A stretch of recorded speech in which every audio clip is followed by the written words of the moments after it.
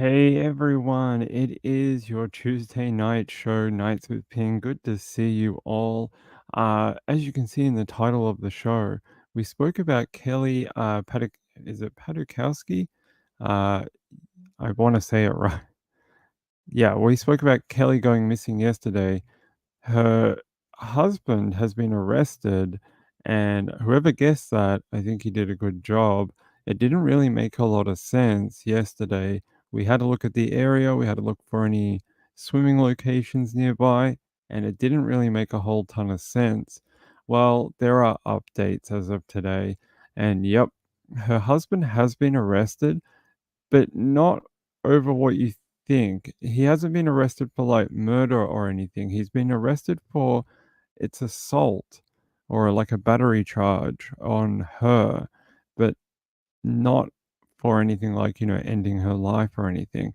But in a press conference earlier today, they do think possibly Kelly is a victim of homicide. So we'll get into more on that in a second. Yeah, Danny says, our man Ping scooped the OGs on this one. Hey, sometimes you see a story, it doesn't make sense, and we got to talk about it. So, DJ, good to see you. Share Bear, hey, how are you? Gonna go back to reclining. Okay, have fun. Watch the show. Thank you. Moonlight View, hey, good to have you here. Kim is here as well. Who else is here? Kim again. Hey, DJ, how are you? The other DJ. Rachel, good to have you as well. Laurie's here. Moonshadow made it. Tina, Lindy. Everyone is here. Everyone is here. All right. Hey, should we get set up so you guys don't have to watch a talking screen? That'll probably be a good idea, right? Yeah, I'm pretty sure it's Paduchowski. I'm probably saying it wrong, but I'm pretty sure that's how we pronounce it. All right. Let's listen to a police update. They did a press conference earlier today. Hey guys, I am here. I'm not dead. I'm not a ghost. I could be a ghost. Let's listen to this update from police. Actually, for some reason, they filmed his chest for like 30 seconds and asked him like random questions. I don't know why. Let me get to where we start right here. You guys ready? Okay, this is an update on the ongoing missing person homicide investigation that occurred in Flagstaff as of July 2nd, 2024. The investigation into the disappearance of Kelly Pakowski, 45 years old, is ongoing. The Flagstaff Police Department is asking the public for further assistance regarding this investigation. The following is a timeline of events that have occurred in this case.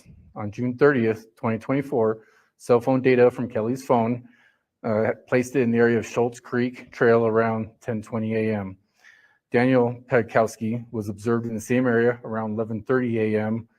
on the same day. Kelly's phone returns back to the shared residence in the Coconino Estates neighborhood around 12:13 p.m. Kelly's white Mazda CX-5 and Daniel were observed at Campbell Trail Mesa around 1:30 p.m. Daniel reported Kelly is missing at 7:39 p.m. that night in the area of Lake Mary. Since the time of investigation with the Flagstaff Police Department, in conjunction with the Coconino County Search and Rescue Department, have coordinated efforts to locate Kelly. During the course of the investigation, the Flagstaff Police Department interviewed family members, witnesses, and processed evidence resulting in the arrest of Kelly's husband, Daniel Pakowski, 58 years old, for aggravated assault. He was booked into the Coconino County Jail. This investigation is ongoing, and the number one priority is to locate Kelly. However, based on the current evidence, information is believed Kelly may be a victim of a homicide. Did you guys have- So that gets us up till today. And you heard it from him. It's aggravated assault at this point.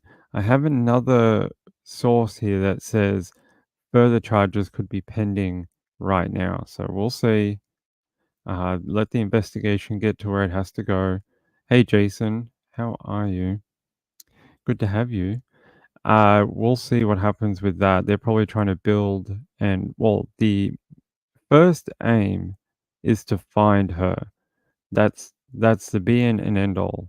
Find the missing woman, then you can deal with whatever happened to her after you locate her. So that's the number one priority right now is finding out what exactly happened. But so far, you heard it from the police officer here. It didn't sound good. Sounds like both their phones were in one location. Then somebody was able to leave and raise the alarm. It sounds very contrived. We'll see what happens. But let's listen to the last little couple minutes of it. Have any questions? And I guess clarification, what we were talking about in the parking lot, the aggravated assault was against Kelly, correct? Correct. Okay. And again, based on this, you guys, it's not so much a search and a rescue, but it could be a recovery.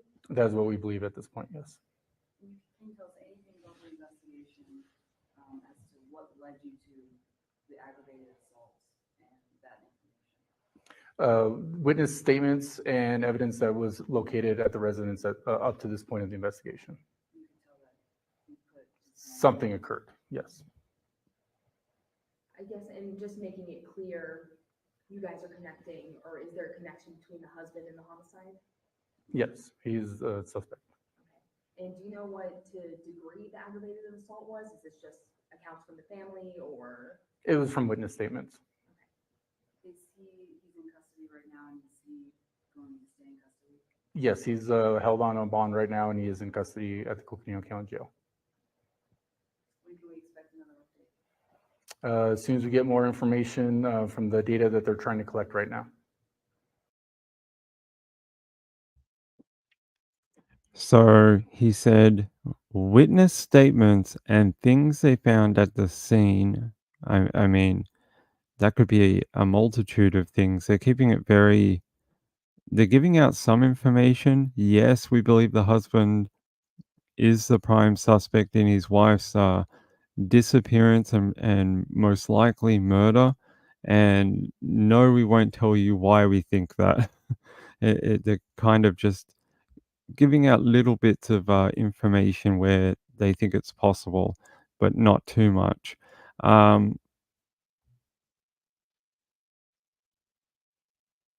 Kim, you didn't get a notification? Sometimes it doesn't go out to everyone. Just make sure it's set to all.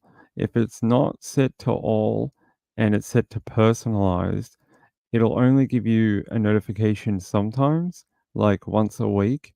If you have all, it'll give it to you every day.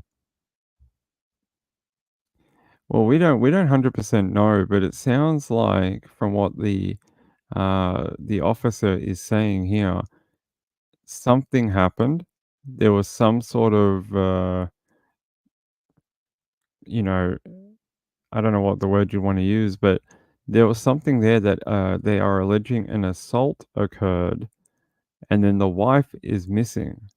So, and they're saying that he is the prime suspect in his wife's disappearance. They're also saying they believe it's a recovery operation. So, they're looking for a body. That's basically it. They're not looking for an alive human at this point. They're looking for someone who has been a victim of a violent crime. So, we'll see. I think they're still searching a couple places. I was going to say a different word then, but that's not the correct word.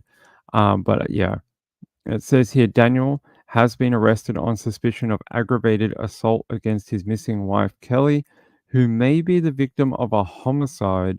The Flagstaff Police Department said in a July 2nd news release, that's what we just watched, and during a live press conference. Yep, that's also what we just watched. Police said they tracked her cell phone to the creek trail at about 10:20 a.m. on June 30. Her husband was then spotted in the same area about 11:30 a.m. Her phone was then tracked to her home at about 12:13 p.m. Photos captured Daniel and his wife's white Mazda CX-5 at the Campbell Mesa trailhead at about 1:30 p.m. He then reported his wife missing at 7:39 p.m. Um, yeah, so it doesn't say here that they saw the wife go to the trail, though. It just says photos captured Daniel and his wife's white Mazda at the Mesa trailhead, but that doesn't say they have any proof of life of her being there unless she's in the, car somewhere. And so he's dumped her car there, possibly maybe her too, and gone back home and then reported her missing. So it sounds not great. It doesn't sound fantastic for her. Kim, I appreciate it. I don't have any control other than telling people to select notification and select all. We don't have any control over it. It's a YouTube thing. So I'm sorry about that, but I'm very happy that you look every day. Shock says maybe it's safer to never get married or have a boyfriend or girlfriend. Pretty lonely though.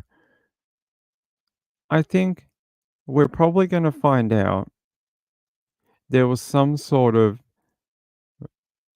something wrong in the relationship, right? Maybe the lady wanted a divorce, maybe he was cheating on her, maybe there was some sort of something, right? Some sort of thing that they couldn't overcome. And instead of doing what sensible humans should do and, walking away or divorcing, they turned to murder. And I don't know why. I would need to speak to someone who understands human psychology a lot better than me. But can't we all just learn to walk away? We'd have a lot less dead people, especially women. And yeah, you'd have a lot less people in jail. If people could just learn that there is a life after divorce, there's a life after even having kids and then divorcing. I've seen it. There's couples who have been divorced for like 15 years, they find other partners, they even become friends. They go traveling together and they're like, I'm sure they say to each other's partners, "My God, I'm so glad I divorced. Man, I can't believe it. I'm glad you have her. I'm glad you're happy. I like my new wife." I'm sure that happens quite frequently. So there is a life after divorce if you want it. You don't have to be tied to that one person forever if you're not compatible anymore. You can just learn to be a grown up and process the feelings properly and walk away. Then we don't have to have this a press conference of a woman being thrown into wherever, and we have to do a recovery operation, and her family can't have like can't have her for the rest of her life and all that kind of thing. Yeah, I know in America that's a big thing. In down here, it's still money orientated, but it seems to be a lot more relationship orientated. I know in America because your laws are slightly different, where women are entitled, or not women. That's a horrible way of putting it, Ping. Um, any partner in a relationship is entitled to a certain percent after X, Y, and Z criteria are met. So I get it. Um, Kids, I don't know. Did they have kids? I haven't seen anything mentioned about children. Let me just double check my notes here. I would have thought if if they had had children, it wouldn't say missing wife Kelly I'm going to say it wrong now. Paduchowski. It would have said missing mom Kelly, and I don't see that here, because they would have automatically gone with the missing mum angle. Automatically. They wouldn't have said wife, they would have said missing mom. So, I don't believe so. Although, hey, I could be proven wrong, but I don't see it on here. But they do like to go with that mum angle if they can. Let me see here. All right, I'm going to play you a little short one from Fox 10 Phoenix, who had the actual story first this afternoon. They had the breaking news this afternoon on it. Flagstaff police believe a mother reportedly went missing on Sunday was murdered. The husband of 45-year-old Kelly Paduchowski has now been arrested for aggravated assault. Fox 10's Ashley Rodriguez. Did they just say mother? Am I going crazy now? Did they just say Flagstaff mother? There you go. Ping Siri blown out the water. There you go. Rodriguez is live from Campbell Mesa Trailhead, where the search and recovery efforts are now underway. Ashley, what a turn of events in this story. Absolutely. And we're told crews are out here right now combing through this area looking for Kelly. They start searching for her Sunday night, really believing that she could be out here alive. But this afternoon, Flagstaff police telling us that they have evidence that points to this effort now becoming a recovery effort, and crews are now looking for her body. Her husband could be the one who murdered her. There was nothing to indicate, while I knew them, that there was anything amiss. The once neighbor of Kelly Paduchowski, Mark Pearson, tells me he heard about his longtime friend's disappearance Tuesday morning. What he didn't know was her husband, Daniel Paduchowski, was behind bars and being investigated for her murder. It seemed like he also had a pretty even disposition. So,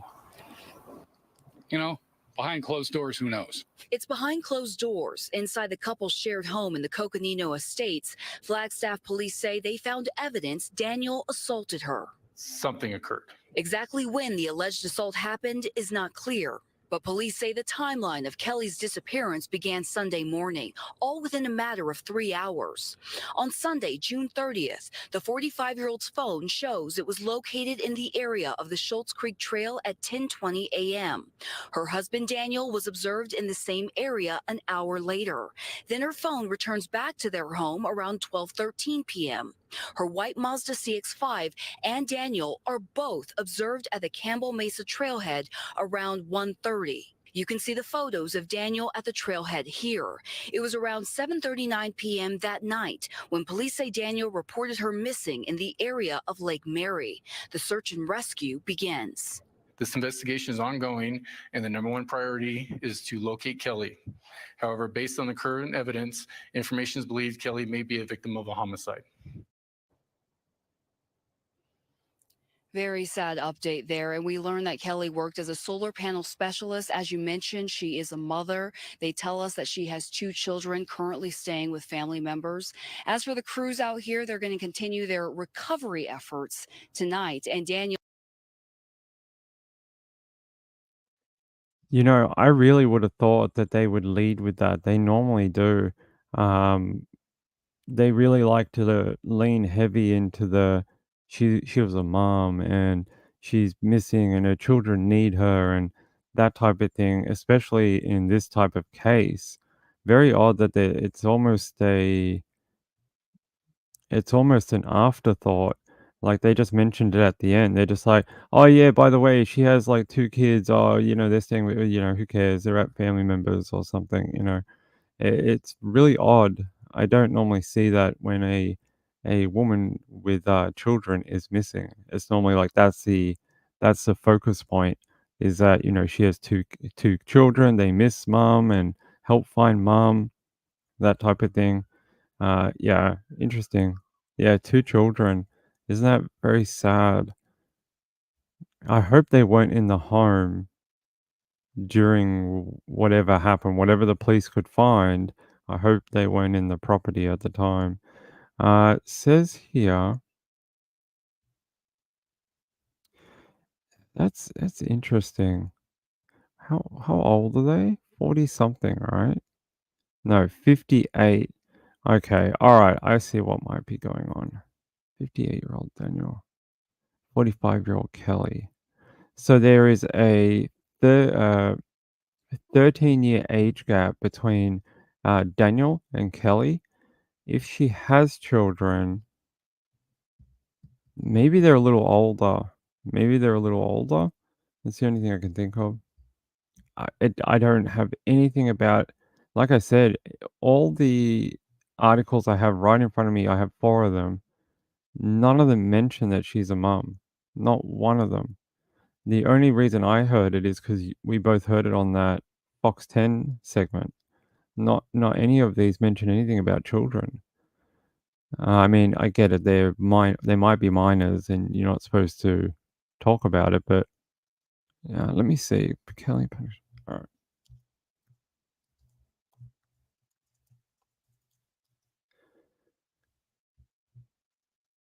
I'm just trying to see if anyone has reported anything about it.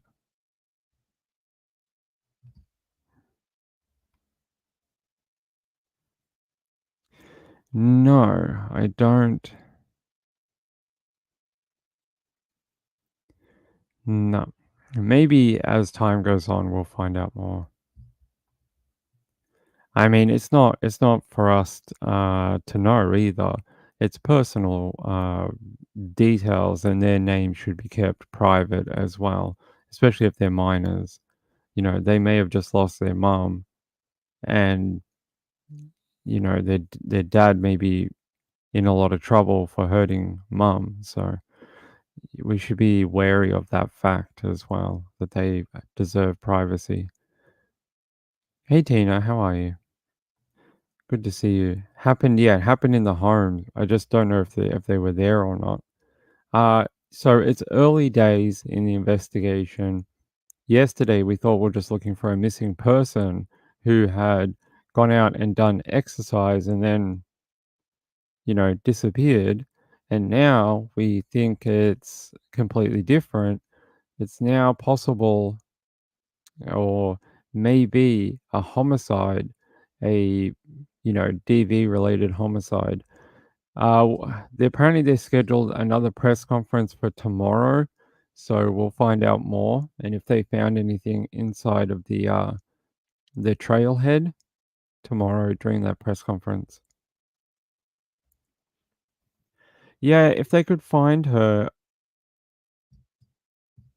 I'm just wondering, did he go back to that? Did he go to that park at 1:30?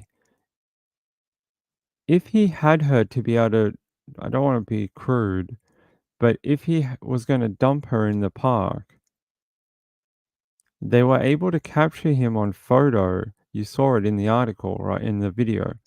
If that happened, if he had anything that looked like it was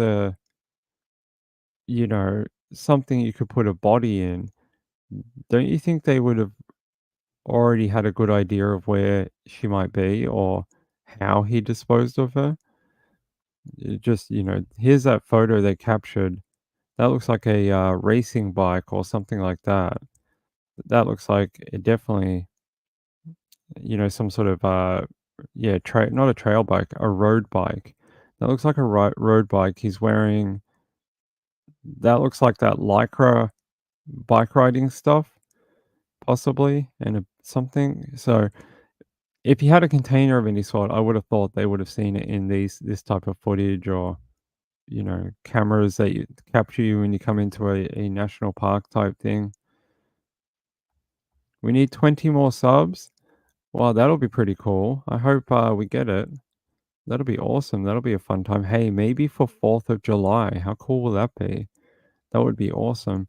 Um, that is basically the big update from today. I don't have too much more other than that if you've seen or heard anything and you live in this area, you should contact the Flagstaff Police at 928-774-1414. Or if you'd like to stay silent, anonymous, you can call 928-774-6111. And there's your numbers. Uh, the police said, as signing off from that press conference today, our number one priority is to locate Kelly. They said, however, based on current evidence and information, it is believed Kelly may be the victim of a homicide. I'm going to leave it at that.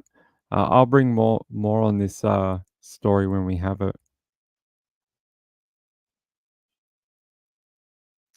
Could be, or somewhere even completely different. He had quite a lot of time. He had, what is it, like 10:30 in the morning to 7:30 at night. So it's quite a long period of time to be able to figure something out. But so we'll find out. Um, If we get something by the late show, I'll bring it to you and we'll do more then. All right. A story that I thought you might be interested in.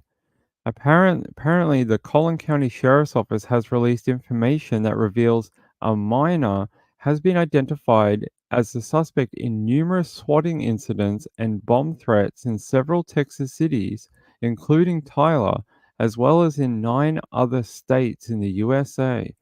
I'm gonna grab that for you now. All right. Yep. Sorry, I'm trying to load you a video. Come on, video.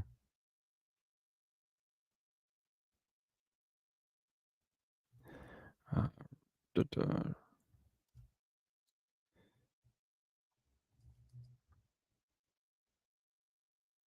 All right, it's not going to load, so I'll read it to you.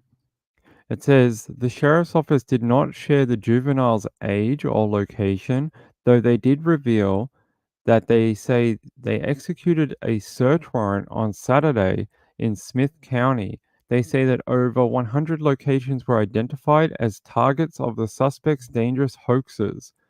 Um, in a collaborative effort, the Collin County Sheriff's Office, Tyler Police Department, and Smith County Sheriff's Office, and the FBI. Oh my God, the FBI. They said they executed a search warrant in Smith County on Saturday, June 29th. The operation successfully identified a juvenile responsible for numerous bomb threats and swatting hoaxes across multiple states. The investigation began in May when the suspect initiated a swatting incident at a residence in St. Paul, Texas. Through the diligent efforts of the involved agencies and the execution of numerous search warrants, the juvenile suspect was identified with charges pending. The suspect has been linked to bomb threats at Brookshire's grocery stores, schools in the Tyler area, and Cypress Fairbanks ISD and Mission ISD. So he's been a busy young guy. The investigation remains ongoing, but investigators thus far have learned the suspect's activities spanned across Texas, Arkansas, Louisiana, West Virginia, North Carolina, Arizona, Pennsylvania, Oregon, Tennessee, and Wisconsin. To date, investigators have identified over 100 locations targeted by these dangerous hoaxes. Despite employing sophisticated techniques to stay hidden, the suspect's identity was ultimately uncovered through persistent online investigative efforts. So he wasn't that clever. They said this successful operation underscores the importance of interagency cooperation, addressing a serious threat to public safety. Swatting hoaxes and bomb threats are serious matters that potentially endanger innocent civilians. 100 locations, like, what the hell is this kid doing? Does he not go to school? Does he not does he not have stuff to do during the day? How is he doing this like 100 locations every day?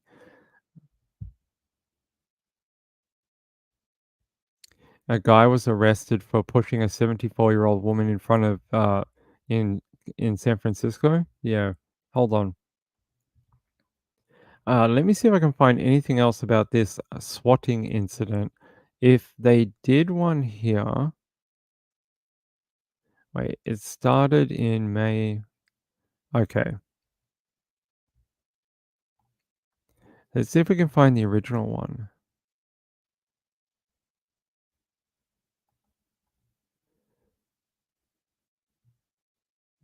Well, I was trying to find maybe like the original one he did. Maybe it was in the papers, but it doesn't seem so. No, it doesn't seem like it ever made whatever it was, whatever he called in, it didn't make the papers at the time, or if it did, I can't find it. I know 100 either bomb threats or swatting incidents. That's a lot. All right, let's see. Says here, a Texas teen is facing serious charges for allegedly making more than 100 hoax bomb threats and swatting calls to locations across the country, including the states that I read out before. They said it started investigating in May after someone called about a SWAT incident at a home in the town of St. Paul. It turned out to be a fake call. That investigation led to the discovery of a hoax bomb threats to Brookshire grocery stores, and schools in Tyler. CBS 19. All right, here we go. Finally, let them tell you. Here. Story we're following tonight, we're learning that a child with connections to East Texas is linked to more than 100 fake bomb threats and swatting calls across numerous states. Authorities say these are linked to the threats that evacuated some East Texas Brookshire locations last week. The Collin County Sheriff's Office in North Texas is working alongside Tyler Police and the Smith County Sheriff's Office after a search warrant in Smith County found evidence that links the child to hundreds of bomb threats and swatting calls to grocery stores, Tyler area schools, and various locations across 10 states. Charges are still pending, and the identity of that child is being held because of their age. Once we learn more, we'll update you both on air and online at cbs19.tv. Tyler, we are starting to reach those triple digits here. Yes, we are starting to reach those triple digits. I don't know what she's talking about. Probably weather. There you go. A hundred different incidents, including as recently as last week at a grocery store. If you saw that in the paper, now you know they actually arrested the little kid that was doing it. It doesn't give an age, so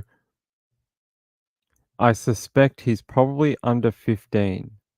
If he was 15 and older or 14 and older or something, they probably would have told us an age, like a 17-year-old boy has been arrested for blah blah blah. So I'm guessing he's like 15 or younger. That is pretty sophisticated for a 15-year-old. Well, they said charges are pending, so he is going to have some, issues to deal with. A transient woman pushed a random lady in front of a train. Yeah, I don't know.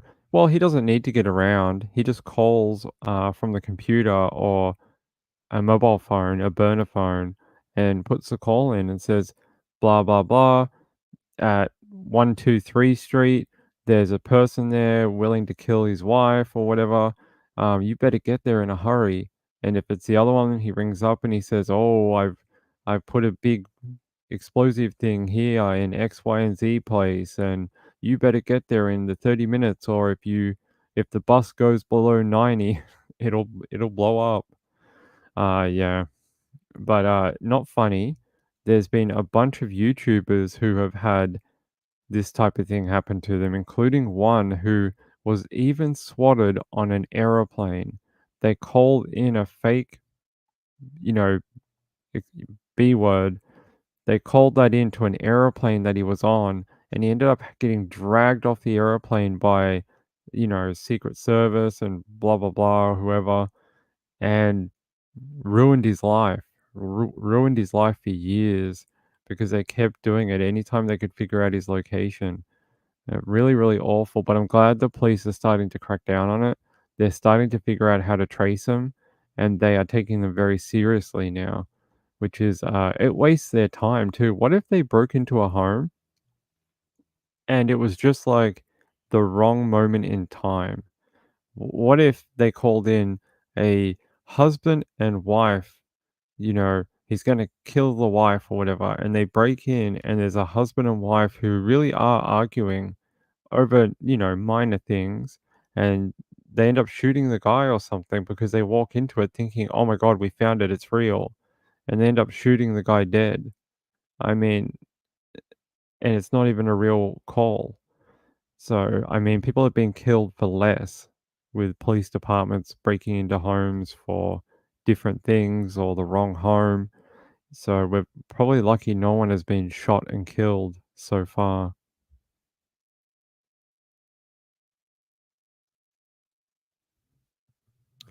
All right.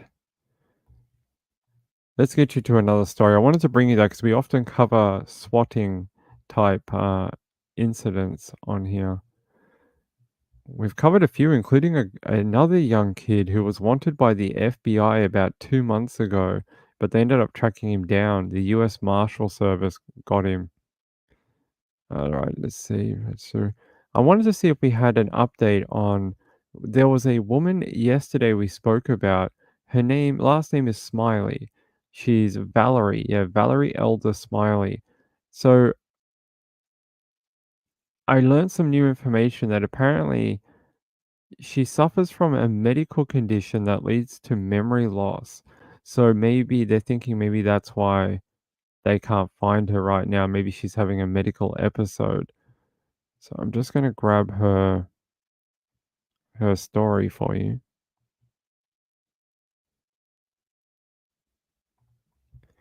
I brought you this story yesterday and we saw some different stuff from her church. Come on, load the thing. Here we go. It's this lady here. Valerie Smiley. I learned today that apparently she suffers from some medical condition that messes with her memory, and they think that she may now be having a medical episode. Apparently, her cousin told WRCB that she has a medical issue that leads to memory loss, so she may not know how to get back home. They also said the family reportedly tracked her car. It was last spotted on Monday.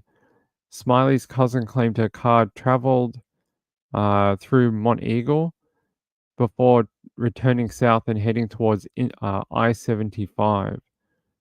They just said they want to find her.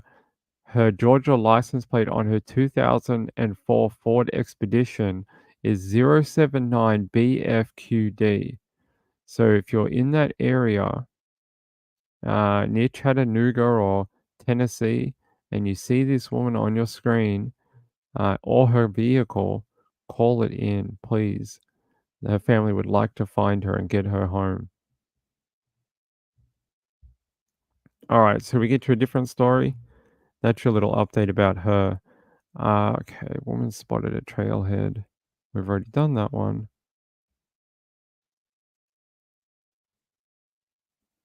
Oh, actually, there's a little bit of more information here about Kelly, about the search today. Okay. They're saying here that, you know how yesterday we said, well, they didn't provide any information about the search efforts from Monday. Okay, here's some information about the search efforts. They were at the trailhead. They had officers on foot, on horseback, and a helicopter out searching for any signs of the missing woman. They said rescue and recovery teams will continue to look for her in the coming days. Police are asking residents for doorbell camera footage anywhere in the neighborhood or anywhere near the trail if there is anyone that has camera footage. They said the investigation is ongoing and the number one priority is to locate Kelly. They said Flagstaff is a 145-mile drive north from Phoenix, Arizona. So there's a little bit of extra information about Kelly. Where is Nanalana? I'm not sure. I saw her late last week, but I haven't seen her since. I hope she's doing okay. I really do. There's a lot of people sick at the moment, so I hope that's not what's going on with her. I'm not sure. I haven't seen her for a little bit. She'll come back. Maybe she's having a true crime break. Maybe the stories are too much at the moment for her. That's okay. You can't do true crime every single day. It would drive you bonkers. It really would. Some people just can't handle seeing bad things in the world every single day and thinking that's all the world is made up of. Maybe she's traveling for 4th of July. Who knows? Okay, let me grab you a news story.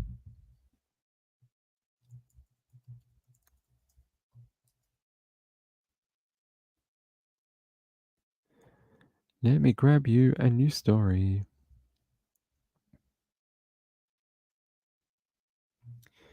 Where is it?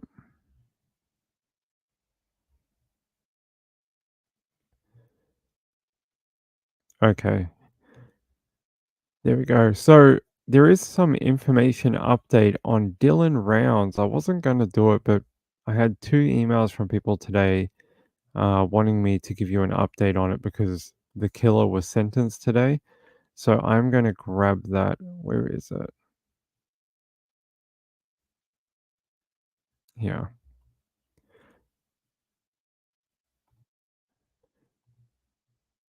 The lack of remorse. It's really quite evil. And Mr. Brenner has demonstrated that he's unredeemable. Powerful words thrown out in court today for the sentencing of the man who killed 19-year-old Dylan Rounds. I'm Fox 13 News reporter Emily Tenser. The judge made a shocking request to James Brenner. 2 years after the murder of 19-year-old Dylan Rounds, his killer walks into the courtroom for the final time. Over those 4 decades, we have a man who's engaged in numerous violent offenses over the years, leaving a wave of victims behind him.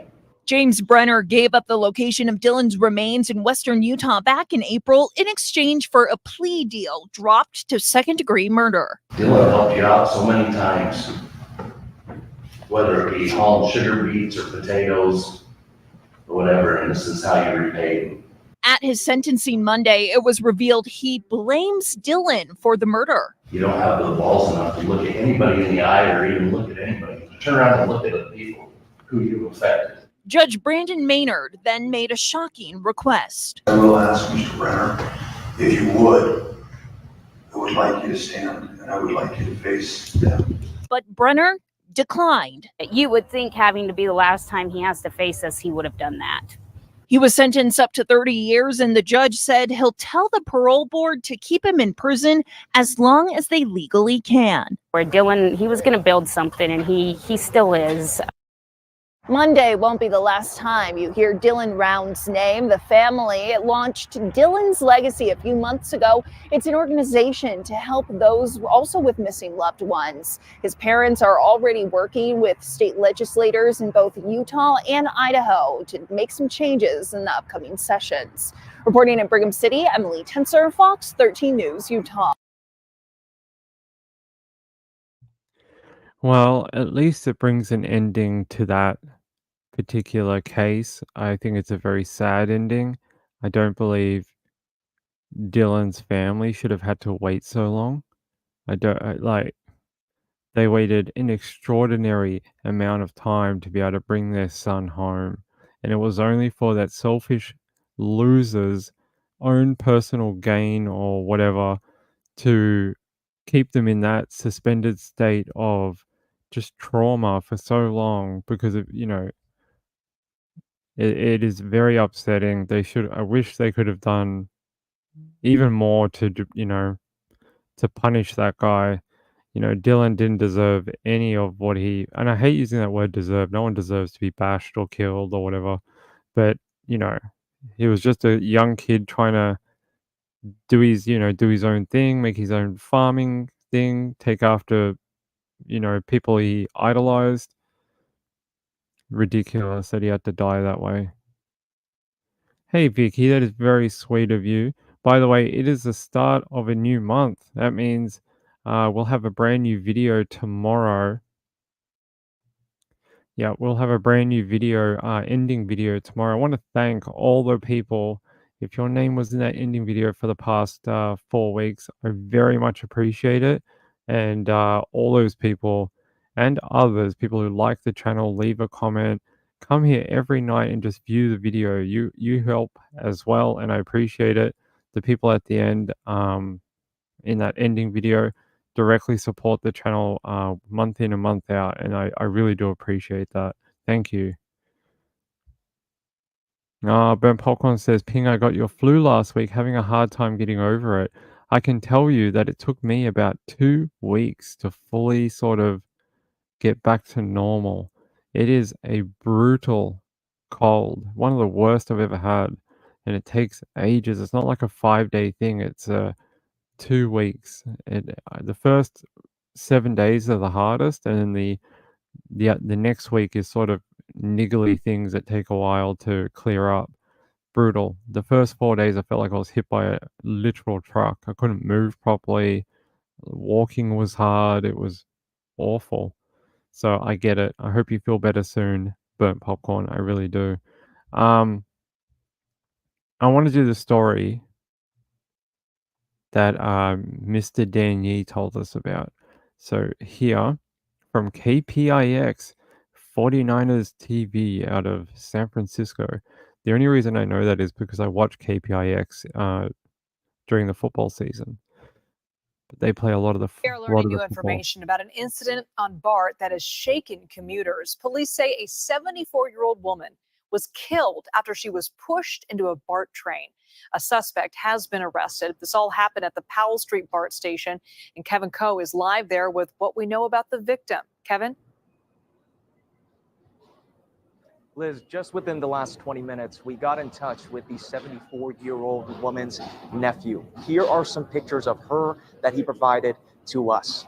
He tells her that she was a telephone operator at San Francisco hotels, including the Westin St. Francis. He says she regularly drove to Daly City, to the Daly City BART station, dropped off her car there, and then she would take the BART to Powell Street. That appears to be exactly what she did yesterday before she was tragically pushed and killed. She used to give us vegetables and all that kind of stuff. She was a very nice lady. I talked to her. She used to wait to me all the time and stuff. Robert Waite didn't know Corazon Dan well, as many other neighbors told us today. They all say she was a quiet, giving, hardworking woman. So much violence now in the world. Neighbors and records confirm this was her car with the Philippine flag and symbols on it, which we found parked at the Daly City BART parking garage.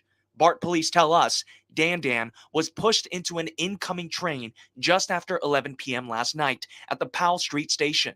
Chief Kevin Franklin says witnesses pointed out the suspect who was nearby, 49-year-old Trevor Belmont, who is currently booked in county jail.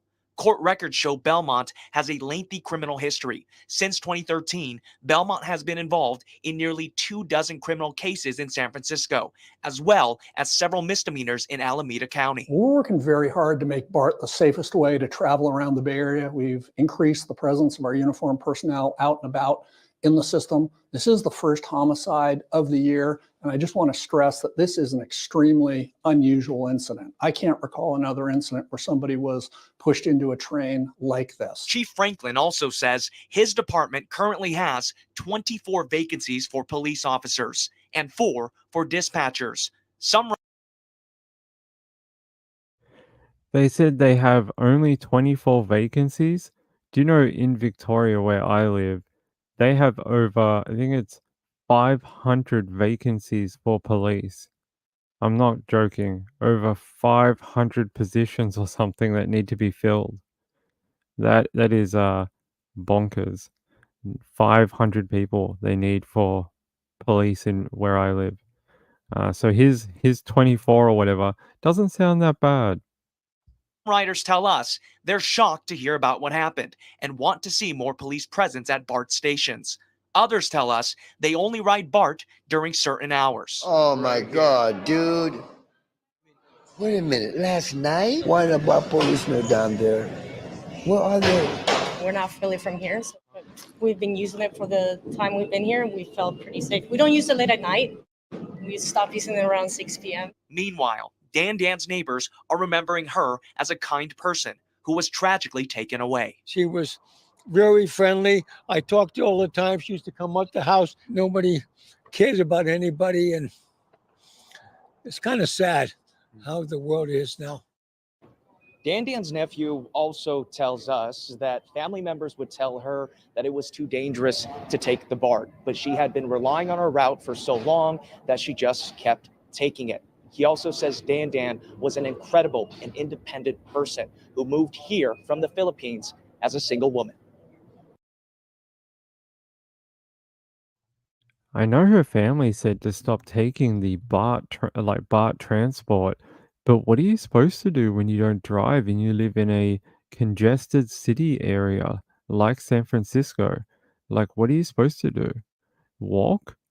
Are you supposed to get a hoverboard like Marty McFly? I'm not sure. You know, for a lot of elderly people, older people, public transport is their lifeline to getting around. So instead of modifying older people's behavior, why don't we crack down on the people making it not safe for them? You know, got to stop making the people who get hurt modify their behavior, and we got to modify the behavior of the people doing the bad things. That's what I would like to see. Right. Tina, that is very, very generous and extremely kind of you. Thank you for your super sticker. Let me see what it is. I wish they would show us in this panel that I'm in, but they don't. Let me go to my other panel. Oh, Vicky's one was a little blue guy that says fan, and it was jumping up and down. Oh, that is a cute one, Tina. I can't.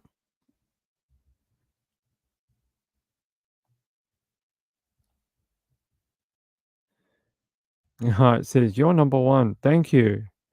I appreciate it. No, you're number one. Yeah, so 74-year-old woman killed after being pushed in front of a train. I mean, is that where we've reached with society? That we just kill elderly people now because it's a game? We're just like, hey, no one will miss her. Junk. It's murder. End of the day, it's murder. And I hope they I hope they keep this person accountable. I really do. Yeah, I'm aware of the really bad issues in San Francisco and California as a wider area. I have a lot of friends who live in San Francisco, so.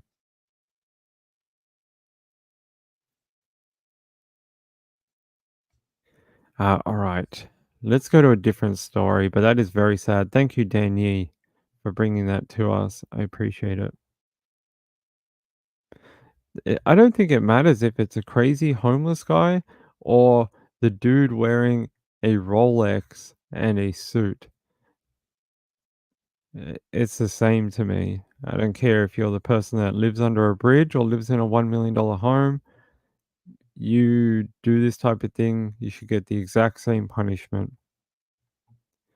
But I get why you said that. They've got to clean it up and do a better job at their civic duties of 1, looking after people, 2, getting people help that they need, and 3, finding a system that works. Just going, oh, this is a bad situation. It's all too much for me. I'm just gonna have a nap. That's not gonna get anything done. All right, let's bring you a story. All right, from CBS New York. Hold on. CBS New York.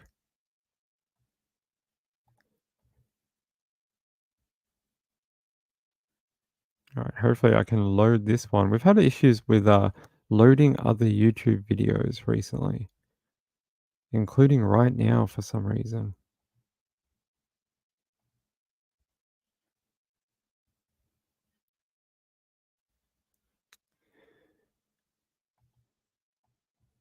All right, I think it's this one.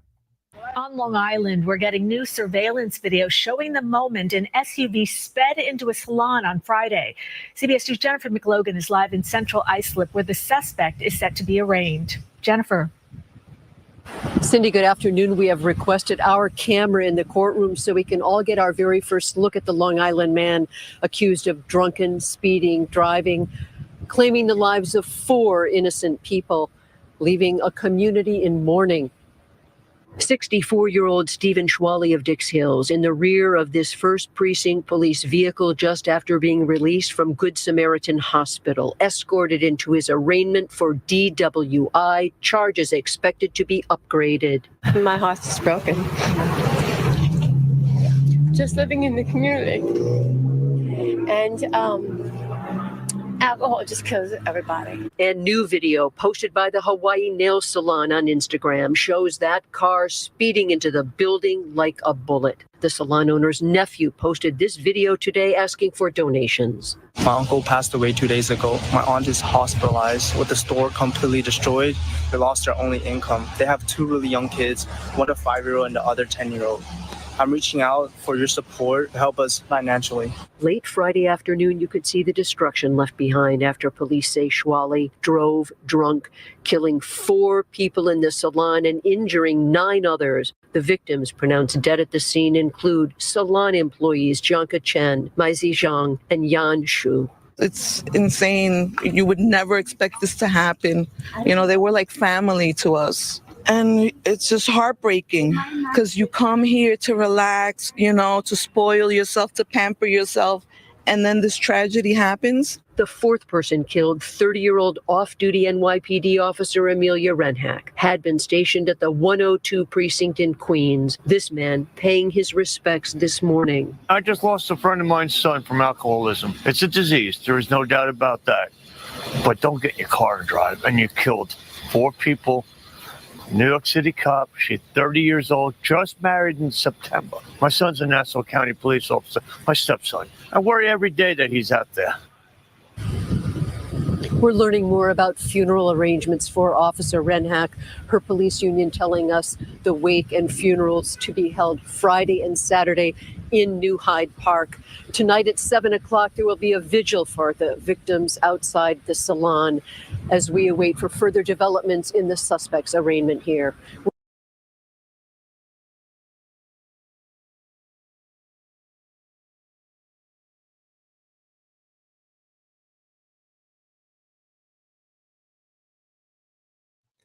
On your screen now, you can see the man accused and charged over that crash that killed 4 people, including that New York City police officer off duty. Says Stephen appeared in court in the First District Court in New York, was arraigned on Monday. He was the driver of that vehicle. You can see he's got just a couple of cuts apparently, and he's wearing that. We've all seen that green turtle vest or whatever. That turtle vest they call it. Let's see if there's anything else about. Did they give him a bond? And I can't believe this lady just married late last year. How terrible. Okay, here. He's being held on a $1 million bond, $2 million insured bond, or a $5 million uninsured bond. That is a lot of money. Hopefully he cannot make that payment. It says when he arrived in court in a wheelchair and wearing a hospital gown, pleaded not guilty to first offense driving while intoxicated. They said the suspect consented to a blood alcohol test, but not until nearly 5 hours after the crash. The results are now pending on that. 5 hours, really? I'm gonna guess they're still gonna find alcohol in your system. Although he has an address listed in Dix Hills, Schwally's attorney said in court that he is unemployed and was most recently living out of a hotel. He is due back in court on Friday. He will most likely face additional, more serious charges over the crash and killing of those 4 people. What a lovely lady. Her husband's name is Carl, and that's Carl right there next to her. And unfortunately, Carl has lost his the love of his life, unfortunately. What a terrible thing. She was just going to the salon to get her nails done and get a pedicure or whatever.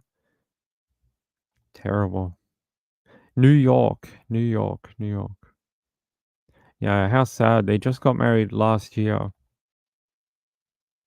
I know, of course he survived with a couple of scratches, and 4 other people died, including one person who gave part of her life to defend the city. We always talk about on this channel, there's a time for criticism of police, there's a time for asking for better, and then there's a time to support them. This is a time to support that police and their family.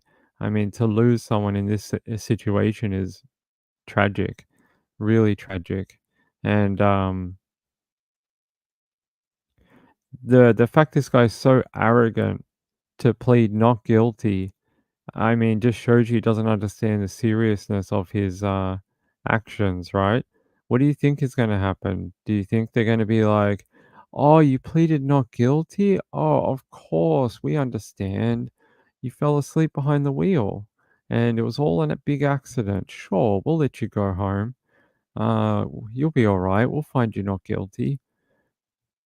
I mean, you got to have a look inside yourself and be like, "How did I end up here?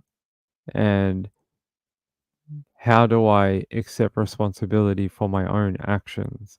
How do I how do I make the whatever I can right about this?" And the right thing to do would be, if you do believe you are guilty, is to plead guilty based on the circumstances. Um, but hey, everyone is entitled to a defense, and they're entitled to plead whatever they want. Maybe he'll change his mind later on. Here, let me show you. Apparently, the spa owner has a GoFundMe, but I'm more interested in the police officer, Emily. Let me see if there's one for her.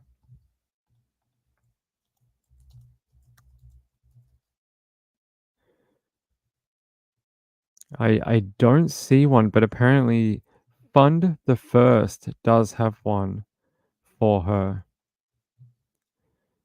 So they have one here.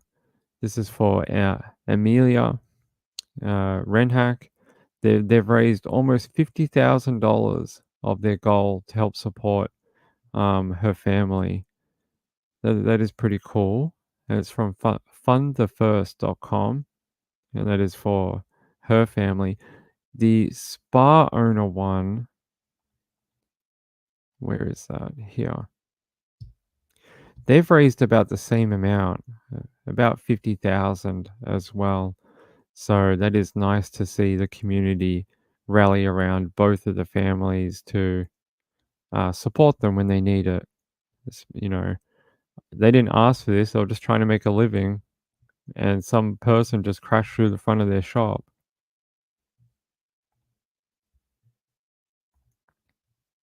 Hey, retired RN, how are you? Hey, Vicky K, how are you, my friend? I live about 60 miles from San Francisco. We used to go there often, but not anymore. Very sad.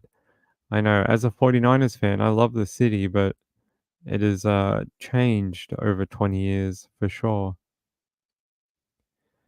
We'll find out. I'm sure we'll find out if he's a repeat offender. We will get that information at some point, I guarantee you. All right.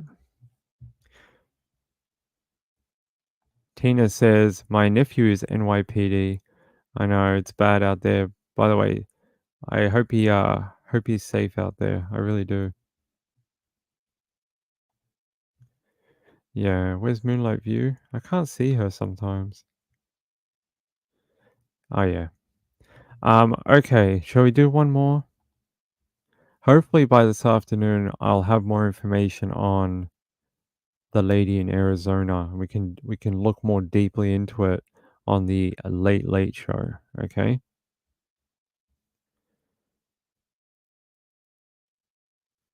Let's see. All right, let's see. Do you want to see if there's any more information on the firefighters? Mr. Chandler Kubander? Let's see if there's anything on him.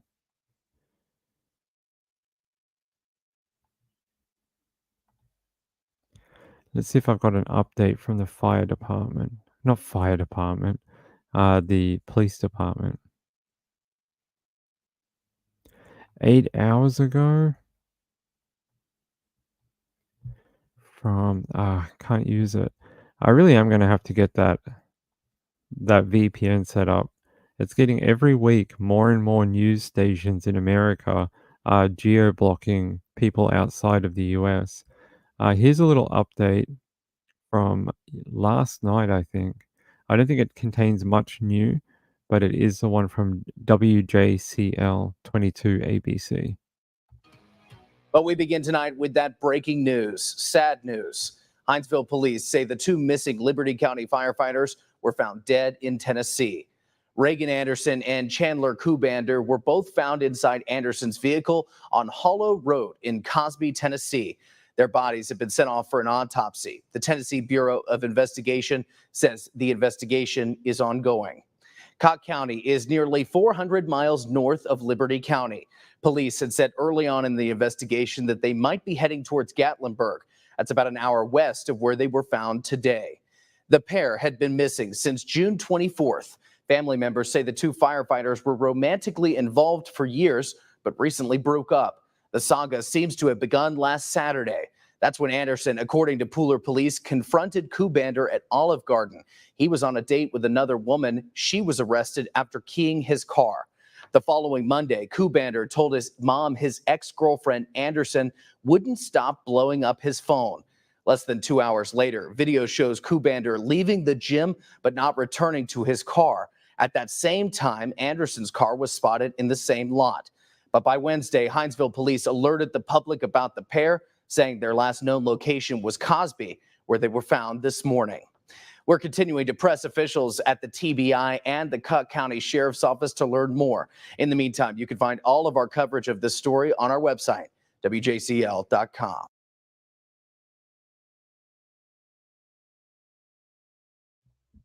Yeah, it definitely seems like a terrible situation of a toxic relationship that apparently Kubander tried to leave, tried to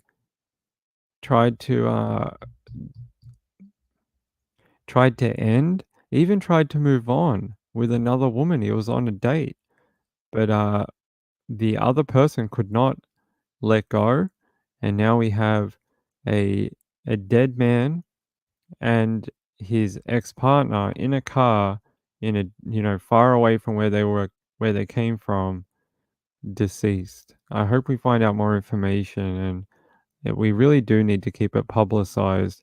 We read so much about women being killed by their partners, but men being killed by their partners or ex-partners or whatever, we don't hear that much about. And not to use their story as, a lightning rod, but the more we talk about it, the more it'll be common knowledge that it does happen to men as well. Okay.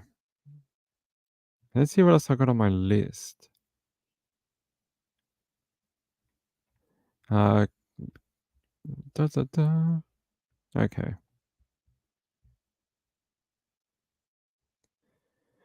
This is a good one.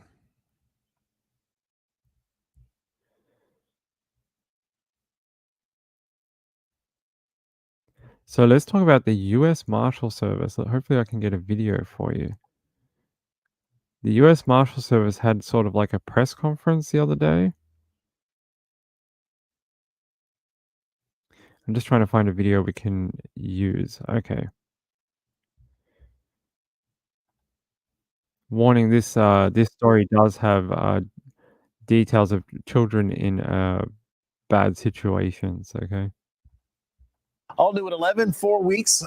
4 weeks ago, U.S. Marshals and local law enforcement agencies across the country worked to find missing children, many of them in danger. For weeks they've done that. It's called Operation We Will Find You Too. As CBS 17's Galat Malamed tells us, one of the operation's most significant child recoveries actually happened right here in Raleigh. U.S. Marshal Service! It's through this U.S. Marshal Service operation that a missing 1-year-old in Raleigh was able to be safely handed to the Department of Social Services. The Raleigh Police Department is one of the local agencies that worked with U.S. Marshals during a 6-week nationwide operation to find 200 critically missing children. It's just really sad, and there's no place for a child to be mixed up in. The Raleigh 1-year-old was reported missing after her mother failed to give her to social services. The mother was previously convicted of strangulation, assault, and death of her 4-year-old son. On May 15th, Marshals and Raleigh police arrested the mother. Marshals focused on the most challenging cases that include high risk of child sex trafficking, exploitation, and abuse. Let me be real with you, okay? A lot of kids your age that go missing, end up in very, very, very bad situations. You know what I'm saying? Older people end up taking advantage of people like you. Okay. Of the 200 children found nationwide, marshals say 123 were removed from dangerous situations. These children that run away, they can fall victim into human trafficking and a lot of other things. And sometimes they're at a point where they can't speak for themselves. In North Carolina, more than 4,400 children have been reported missing this year, according to the state Center for Missing Persons. A 2015 law gave marshals more authority to help find endangered missing children, regardless of whether a fugitive or sex offender is involved. Same skill set it takes to find those who are responsible for committing the most heinous crimes is exactly the skill set we use to recover our most precious resource. This operation was the second of its kind in the nation. The Marshals Service says at least 3 more operations are planned for this year. In studio, Gilal Mohammed, CBS 17 News.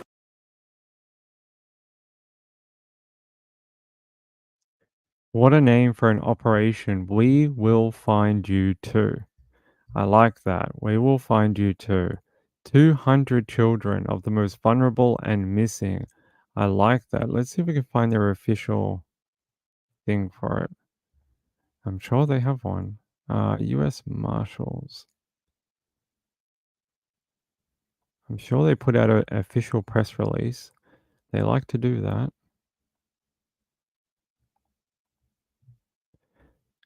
U.S. Marshal Service. Okay. Here we go. There you go. There's their badge and their official letterhead. Office of Public Affairs, immediate release. They said, along with federal, state, and local agencies in 7 federal judicial districts and geographical locations across the U.S., led a 6-week national operation that resulted in finding 200 critically missing children, which includes endangered runaways and those abducted by non-custodial persons. They said it's the second of its kind nationwide missing child operation was conducted from May 20 to June 24 and focused on geographical areas with high clusters of critical missing children. Children who go missing may be in serious danger and can be vulnerable to child sex trafficking, abuse, exploitation, and many other crimes against children. That is pretty cool. Not cool that the kids get hurt. I mean, cool that they're doing a big operation for it. They said here it resulted in the removal of 123 children from dangerous situations. An additional 77 missing children were located and found to be in safe locations. According to law enforcement or child welfare agencies, of the 200 children found, 173 were endangered runaways, 25 were considered otherwise missing, and 1 was a family abduction, and 1 was a non-family abduction. The youngest child recovered was 5 months old. 14 of the children were found outside the city where they went missing. Additionally, the missing children removed, 57% were recovered within 7 days of the USMS assisting in the case. That is an amazing statistic. 173 were considered endangered runaways. What is the definition for that? Okay. The NCMEC defines that as a child under the age of 18 who is missing on his or her own accord and whose whereabouts are unknown to the parent or legal guardian. So there you go. 173 of them were found. That's a lot of happy families in the last couple of months because of their work. What a great story to end on, that they've been able to recover so many children. That's a lot of missing persons posters that can be taken down tonight or taken down over the last couple of months so we don't have to keep searching for. Oh, chat is having some gremlins tonight. Oh, it does happen occasionally. Hey, I'm sure we're going to find Sebastian. I'm sure we will.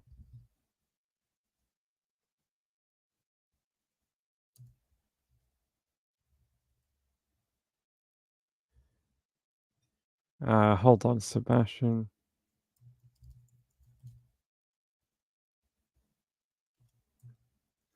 Let me see if I can find anything. Sebastian.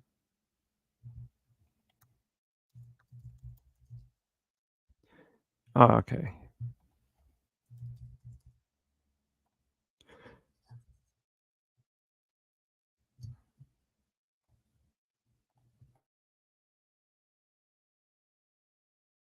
All right. It makes me very sad. I'd come here every couple of days and I check to see if there's any update on these two. And, a lot of people accuse me of not covering it. Ping, you don't want to know all the, you know, tiny details to know the full story or whatever. I know the full story. I just don't want to perpetuate crap into the universe. Um, but I come here every, at least a couple of times a week just to check to see if anything has happened with Elijah or Sebastian that would make their name come off this list. And it makes me very sad that we're so far into the year, into July now, that we still don't know much more than the day both of these people went missing. Um, at least with Elijah, they found something of his. They found an item that belonged to the missing child, but they haven't found him. Sebastian, they haven't found anything. Nothing to this day. A lot of false alerts, a lot of red herrings, a lot of, uh, you know, a lot of swamp, as I like to call it. Just a lot of swamp. Just not a lot of anything. Um, but I do come here every so often and check on them. I just don't want a part of it. I don't want any of the drama. I don't want to do anything like that. Yeah, it is very sad. And I just hope they can find them both, especially, well, not especially, both of them are especially, but I'm hoping that Elijah's not too far away. I think they have a decent idea of where he might be. And I think the warmer weather coming into summer with more people out and about in the countryside might help locate where Elijah is. Sebastian is maybe the same, being that it's getting a little warmer, less rain, less thunderstorms, especially in Tennessee, they might be able to find more. I don't know. Red herring? I don't know.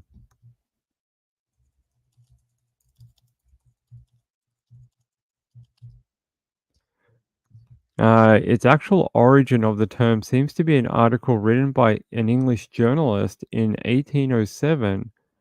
They described a likely fictional story from his childhood in which he used a red herring to distract a dog from a hare.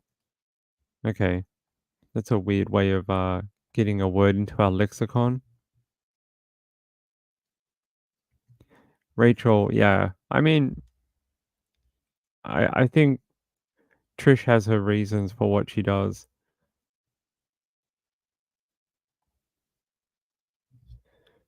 Thank you. I appreciate that. Oh, no, I mean, we know what it means. I mean, I think they were looking for the like the origin of the word. And it comes from here apparently. See, the traditional red herring origin story states that early animal rights activists in Britain would place smoked herring in the woods to distract hunting dogs, giving foxes the opportunity to escape. While this story is commonly retold, it is probably false, as there is no real evidence of this practice being employed. Fish were used as a way to train horses or dogs to follow a scent trail, but not as a form of distraction. And then I read you the second bit where it was a journalist saying that he described a fictional story from his childhood in which he used a red herring to distract a dog from a hare. So there you go. There's one part of its history, apparently.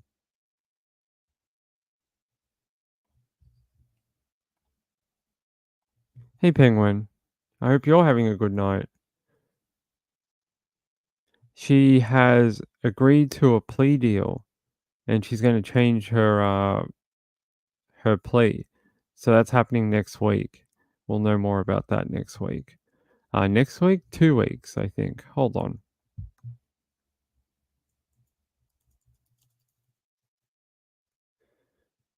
Yeah, plea hearing scheduled for July 18th. So next week, is it? Or the week after? The week after. Yeah, the week after. So 2 weeks. In 2 weeks' time, she'll be back in court, the mom, and she's going to change her plea and accept a plea deal. So we'll find out what that is on the 18th of July. All right, I think I'm going to wrap up for the night, but we will be back for the late show at about an hour and 40 minutes time, something roughly like that. And oh, there you go. You might get some good news about Elijah Vu on your anniversary. So we're going to wrap up. This is the last time we're going to play this ending video. I'm going to make a new one tonight for the month of July. So thank you to all these people. They help out by donating to the channel. We don't really talk about donations during the show very much, except if they pop up in the chat or whatever. But I do put them in the end video and say thank you to those people, because I couldn't do it without them.